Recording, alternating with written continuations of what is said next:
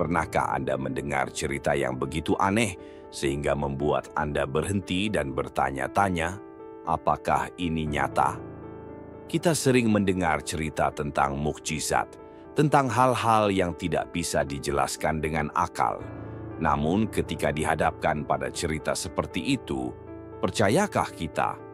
Hari ini saya ingin menceritakan kepada Anda tentang sebuah kisah istimewa. Sebuah cerita yang jika dilihat saja, mungkin Anda mengira itu hanya rumor. Cerita yang dibuat-buat di jejaring sosial. Namun jika Anda meluangkan waktu sejenak untuk merenung, Anda mungkin melihat sesuatu yang lebih dalam cerita ini. Begitulah kisah Siti Aisyah, artis wanita ternama di Indonesia yang memasuki perjalanan umrah dengan hati penuh kesedihan, kemudian segalanya berubah selamanya. Mari kita mulai dari awal perjalanan ini. Siti Aisyah memang bukan sosok yang asing lagi di telinga masyarakat. Dia adalah seorang seniman, wanita cantik, berbakat, dan memiliki kehidupan yang diimpikan banyak orang. Tapi seperti siapapun yang pernah menyentuh halo ketenaran, dia juga memiliki sudut tersembunyi yang tidak dilihat siapapun. Kehidupan di industri hiburan tidak selalu secemerlang di atas panggung. Tekanan, rumor, skandal, semua lambat laun menjadi beban. Mungkin itu sebabnya dia memutuskan untuk menunaikan ibadah umroh ini. Dikatakan bahwa umroh bukan hanya perjalanan fisik, namun juga perjalanan ruhani. Ini adalah saat ketika orang melepaskan semua beban, menghadapi diri mereka sendiri, keyakinan mereka, dan apa yang ada di lubuk hati mereka yang terdalam. Begitu juga dengan Siti. Dia tidak hanya ingin berdoa, tetapi juga ingin menemukan dirinya sendiri. Sejak dia naik pesawat, dia merasakan sesuatu yang berbeda. Berbeda dengan perjalanan mewah sebelumnya, kali ini dia merasakan gejolak aneh di hatinya. Separuh dari dirinya ingin sekali menyentuh Ka'bah, membenamkan dirinya di ruang suci itu. Tapi separuh lainnya sedikit takut. Tidak semua orang siap menghadapi dirinya sendiri. Apalagi saat mengetahui bahwa tempat yang dituju bukan sekedar untuk berkunjung, melainkan untuk mengungkapkan segala sesuatu yang paling jujur dalam hatinya. Saat pesawat mendarat di Arab Saudi, Siti ikut bergabung dengan kerumunan jamaah. Tidak ada lagi sorotan, tidak ada lagi kamera, tidak ada lagi wawancara dengan media. Dia hanyalah orang kecil di antara ribuan orang lainnya, semuanya memiliki tujuan yang sama, menemukan ketenangan pikiran. Saat dia menginjakan kaki di Mekah, perasaan yang luar biasa melanda dirinya. Dia sudah banyak mendengar tentang tempat ini, namun tak ada yang bisa menandingi perasaan benar-benar berdiri di sana, di tengah lautan manusia, di tengah riuhnya suara doa. Segalanya tampak lebih tenang dan lebih khusyuk dibandingkan tempat manapun yang pernah dia kunjungi. Dia berjalan perlahan menuju Ka'bah. Dengan setiap langkah, dia merasakan emosi mengalir di hatinya. Ini adalah saat yang sudah lama dia tunggu-tunggu. Namun, di saat yang sama, ada juga sesuatu yang membuatnya merasa tidak nyaman. Perasaan yang tak terlukiskan, seolah-olah akan terjadi sesuatu yang tidak bisa dia kendalikan. Ketika dia menyentuh dinding suci Ka'bah, tulang punggungnya menggigil. Dia menutup matanya dan berdoa. Untuk pertama kalinya setelah bertahun-tahun, dia membiarkan hatinya melepaskan semua lapisannya. Bukan lagi seorang selebriti, bukan lagi artis, bukan lagi siapapun, hanya dia dan Yang Maha Tinggi. Namun kemudian, di tengah doanya, dia merasakan sesuatu yang aneh. Getaran aneh merayapi setiap tarikan napas. Segala sesuatu di sekitar tampak melambat. Kebisingan ribuan peziarah memudar, berganti dengan keheningan yang mencekam. Dia membuka matanya, tapi penglihatannya mulai berubah. Tubuhnya gemetar, bukan karena ketakutan, tapi karena sesuatu yang lebih besar. Jari-jarinya seperti kehilangan rasa, kulitnya berangsur-angsur menjadi aneh. Perasaan dingin menjalari tulang punggungnya, seolah dia bukan lagi dirinya sendiri. Orang-orang di sekitarnya mulai menatap, ada yang mundur, ada yang berseru kaget. Saat itulah Siti menyadari ada sesuatu yang terjadi pada dirinya. Perubahan yang tidak dapat dijelaskan, sesuatu yang tidak dapat dibayangkan oleh siapapun. Dia tidak tahu berapa lama dia berdiri di sana, tetapi ketika rasa pusingnya hilang, dia mendengar jeritan. Orang-orang di sekitarnya panik. Ada yang berlutut untuk berdoa, ada yang berlari mencari seseorang. Siti merasa tak mampu lagi berdiri tegak. Perasaan aneh menyelimuti dirinya. Dia membungkuk, tetapi menyadari tubuhnya tidak lagi sama. Dan kemudian sambil melihat tangannya, bukan tangannya lagi, dia menyadari kebenaran yang mengerikan.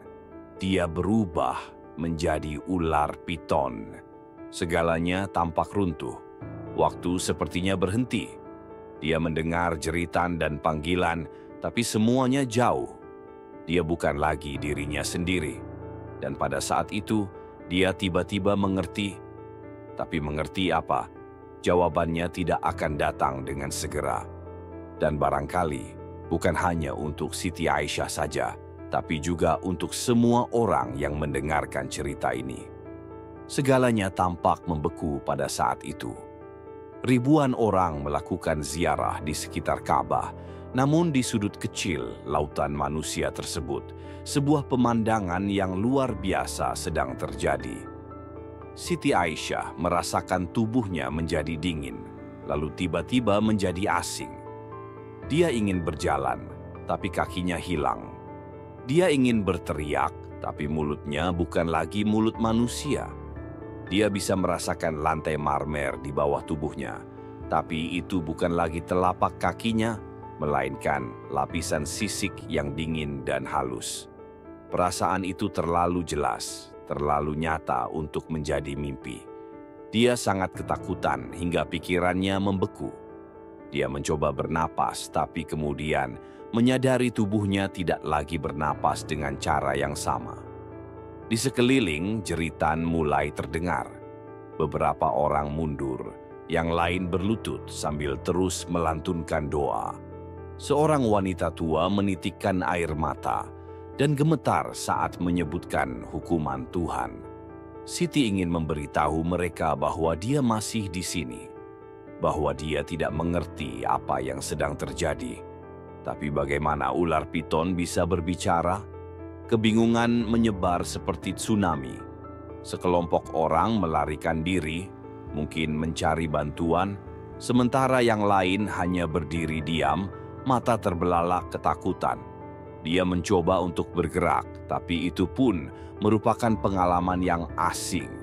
Tubuhnya yang panjang dan berliku-liku hanya bisa merangkak di lantai batu yang keras. Setiap gerakan menyebabkan kerumunan di sekitarnya mundur beberapa langkah. Dia tidak pernah merasa begitu sendirian. Dalam kekacauan itu, dia tiba-tiba teringat apa yang membawanya ke sini. Ziarah ini awalnya merupakan keputusan yang tidak terduga. Siti menghabiskan seluruh hidupnya di industri hiburan, di mana ketenaran dan kejayaan adalah hal yang paling penting. Dia pernah percaya bahwa selama dia punya uang dan ketenaran, hidup akan lengkap. Namun ketika dia berusia 30 tahun, dia menyadari bahwa dia sedang ditelan oleh ketenaran. Dia selalu tersenyum di depan kamera, tapi di dalamnya kosong.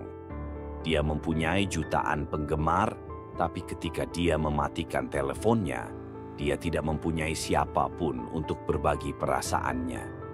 Dia pikir ziarah ini akan menjadi kesempatan baginya untuk menemukan dirinya sendiri. Namun dia tidak pernah menyangka akan menghadapi cobaan berat seperti ini. Kesalahan apa yang dia lakukan hingga pantas menerima nasib ini? Kenangan terlintas di benaknya seperti adegan film yang dipercepat. Dia ingat saat dia menyembunyikan kebenaran, saat dia berbohong kepada penggemarnya hanya untuk mempertahankan citra yang sempurna.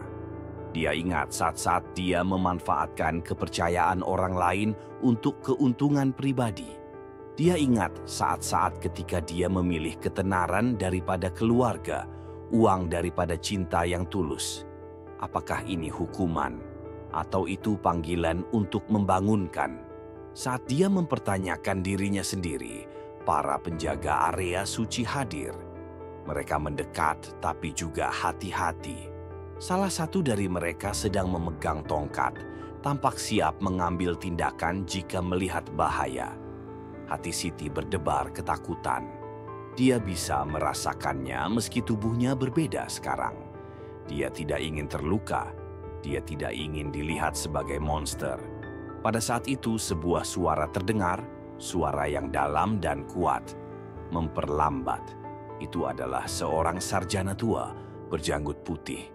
Matanya penuh pengertian dan ketenangan. Dia tidak menunjukkan rasa takut seperti yang lainnya.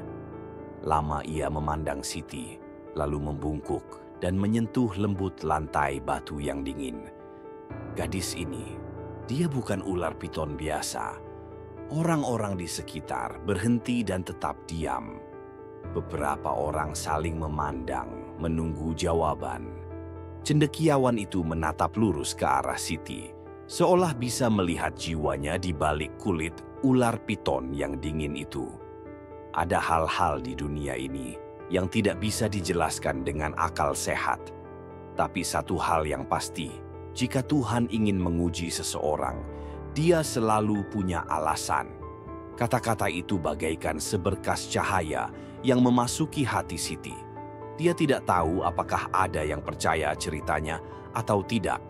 Tapi setidaknya dia tahu ada seseorang yang tidak menganggapnya monster. Orang-orang di sekitar perlahan-lahan menjadi tenang. Beberapa orang masih menjaga jarak, tapi tidak lagi berteriak. Seorang wanita menundukkan kepalanya sedikit, berdoa. Seorang anak memegang tangan ibunya dan bertanya dengan lembut, "Bu, apakah dia kesakitan?" Pertanyaan itu membuat hati Siti tenggelam.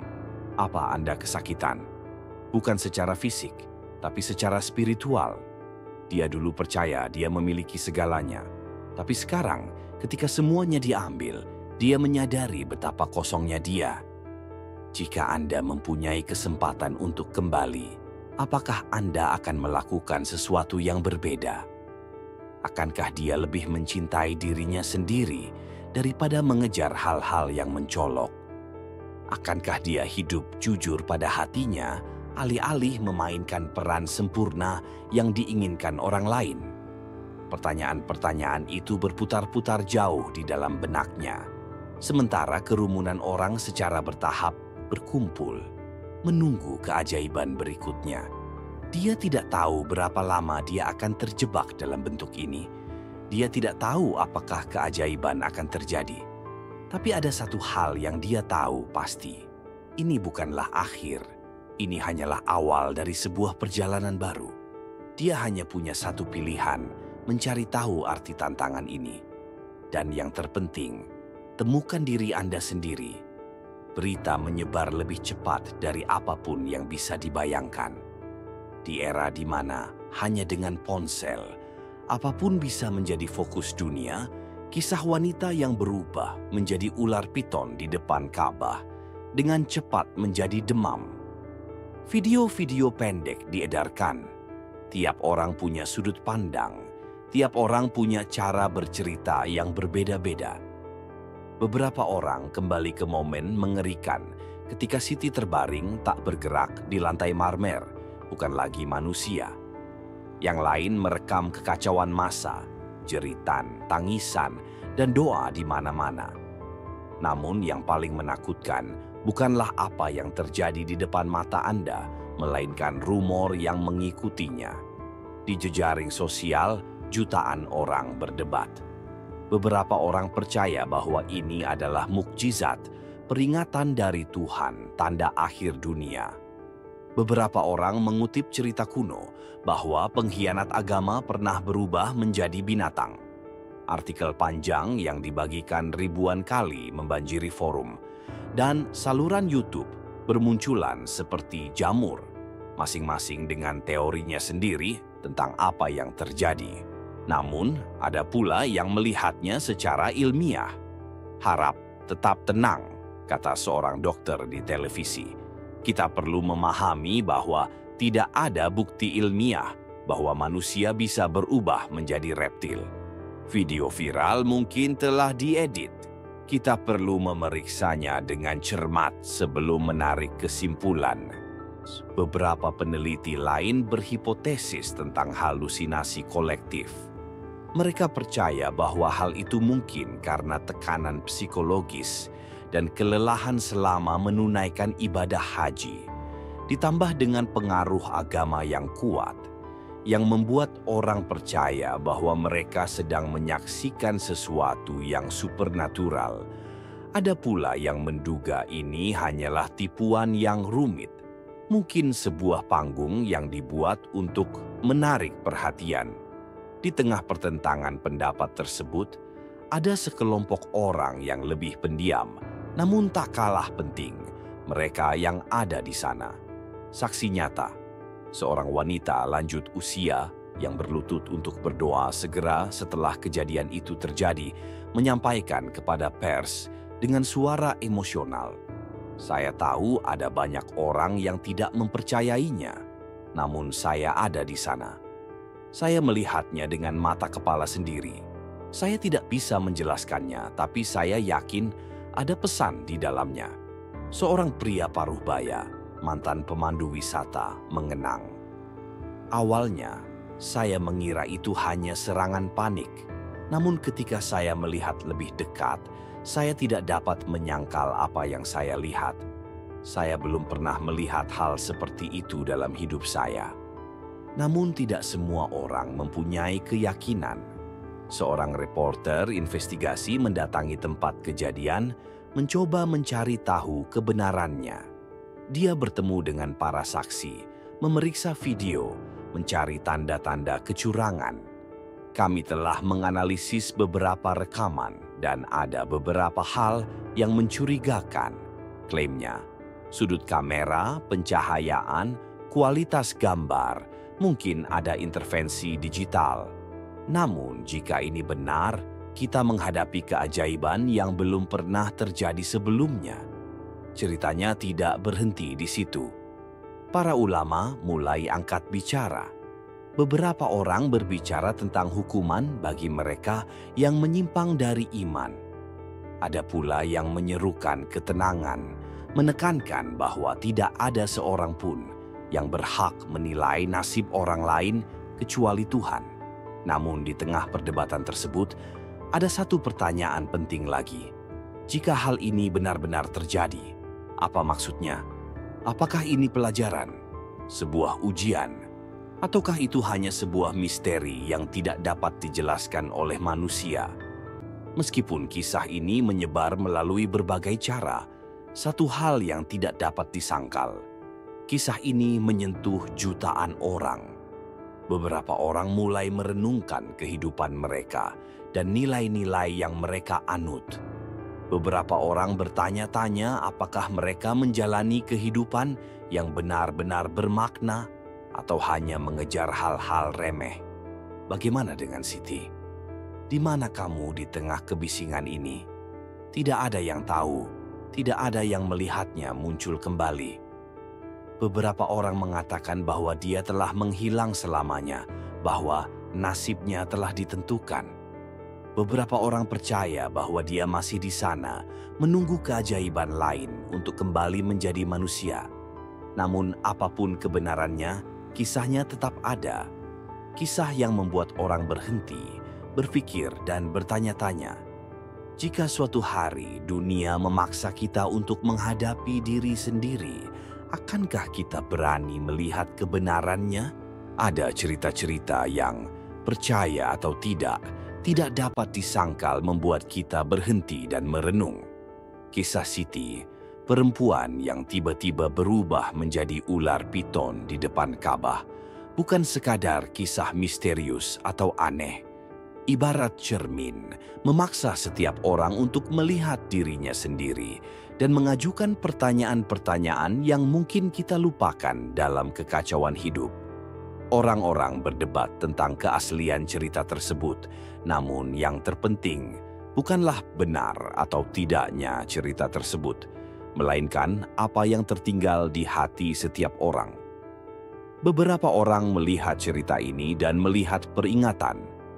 Mereka memikirkan hal-hal yang telah mereka lakukan, tentang kesalahan yang mungkin mereka lakukan, tentang apakah jalan hidup mereka berada pada jalur yang benar atau tidak. Mereka bertanya pada diri sendiri, jika suatu hari kita harus menghadapi konsekuensi nyata dari tindakan kita, apakah kita bersedia menerimanya? Beberapa orang melihat cerita ini dari sudut pandang yang berbeda, sebagai pengingat akan altruisme. Hidup adalah serangkaian pilihan, dan terkadang kita tidak menyadari bahwa tindakan kecil bisa membawa akibat yang besar. Perkataan yang tidak disengaja dapat menyakiti hati seseorang. Keputusan yang terburu-buru dapat mengubah nasib secara keseluruhan. Jika kita memperlambat sedikit, berpikir lebih dalam, mungkin segalanya akan berbeda. Dan kemudian ada orang-orang yang melihat cerita ini dan melihat misteri dunia. Mereka menyadari bahwa manusia tidak selalu bisa mengendalikan segalanya, dan tidak semuanya bisa dijelaskan dengan sains atau logika. Terkadang, hal-hal terjadi hanya untuk mengingatkan kita bahwa dunia ini masih penuh misteri, dan manusia, sekuat atau bijaknya, hanyalah bagian kecil dari alam semesta yang luas ini. Namun, ada pelajaran yang lebih besar dan mencakup segalanya. Bagaimana kita menghadapi cerita seperti ini? Apakah kita memilih untuk langsung percaya tanpa berpikir panjang? Apakah kita memilih untuk menolaknya sejak awal tanpa memberi kesempatan pada diri kita untuk lebih memahaminya? Atau apakah kita berhenti mendengarkan, merenung, dan mengambil pelajaran kita sendiri? Karena bagaimanapun juga, setiap cerita mempunyai makna jika kita tahu cara memandangnya. Hari itu di hadapan Ka'bah, ribuan orang menyaksikan sesuatu yang tidak akan pernah mereka lupakan. Beberapa orang akan membawa rasa takut, beberapa akan membawa pertanyaan, yang lain akan membawa iman yang lebih kuat dari sebelumnya. Namun, mereka semua mengalami momen yang membuat mereka berpikir tentang kehidupan, tentang manusia, tentang takdir. Kisah Siti bukan sekadar kisah hukuman atau mukjizat, namun juga kisah perubahan. Mungkin karena perubahannya sendiri, mungkin karena perubahan para saksinya, atau mungkin karena perubahan dari diri kita, yang lagi-lagi mendengarkan cerita ini meski hanya lewat layar, lewat kata-kata, tapi tetap merasakan getarannya di jiwa kita. Dan kemudian, ketika cerita berangsur-angsur mereda, ketika perdebatan berangsur-angsur mereda, setiap orang kembali ke kehidupannya masing-masing. Namun di benak saya masih ada pertanyaan. Jika suatu hari kita dihadapkan pada kebenaran yang begitu besar, bagaimana kita akan menghadapinya? Mungkin yang penting bukanlah percaya atau tidak, tapi apa yang kita pelajari dari cerita ini.